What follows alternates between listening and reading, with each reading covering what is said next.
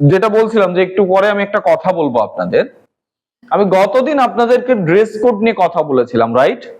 যে প্রত্যেকে এক একজন এসেছিলেন এক এক ভাবে, একটা ডিসিপ্লিননেস আমাদের মধ্যে ছিল না।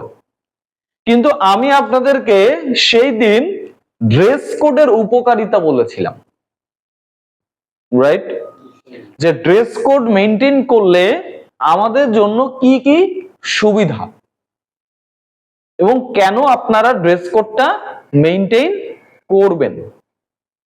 এই কথা বলাতে আমি সেদিন আপনাদেরকে বলে দিয়েছি, আমি কিন্তু কনফার্ম ছিলাম না, তারপরেও আমি এতটুকু স্যাটিসফাইড ছিলাম যে আমি যেটা বলেছি আপনারা সেটা বুঝেছেন।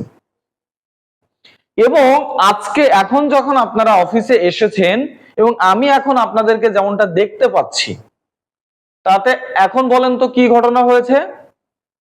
আমার ওই যে বলাটা তখন যেটা বলেছিলাম, সে বলাটার ইফেক্টিভিটি, সেই বলাটা ইফেক্টিভ হয়েছে।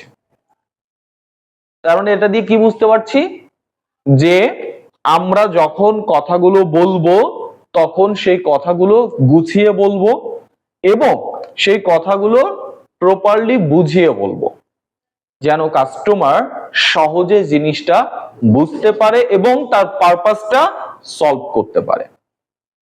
সো আপনি বলে যেতেন, আমি যদি এইভাবে বলে দিতাম যে আপনারা আগামীকাল অর্থাৎ আগামী নেক্সট দিন থেকে আমাদের ড্রেস কোড কি, রবি থেকে বুধবার পর্যন্ত ফর্মাল ড্রেস, প্রত্যেকে ফর্মাল ড্রেস পরে আসবেন, আমি যদি শুধু এইটুকু বলে দিতাম, আমার তো বলা হয়ে যাচ্ছে, তাই না? বলা তো হয়ে গেল। এটা বলা হয়ে গেলে আপনারা পরের দিন মেনটেন করে আসতেন না, আমি গ্যারান্টি দিব। কারণ এর আগের দিন আমি বলেছিলাম যে ড্রেস কোডটা মেনটেন করে আসবেন। এসেছিল সবাই? মাসুদুর ভাই এসেছিলেন? না, আসেননি। তার মানে কি এর আগের দিন যে কমিউনিকেশন আমি করেছিলাম সেটা কিন্তু আমার ইফেক্টিভ ছিল না।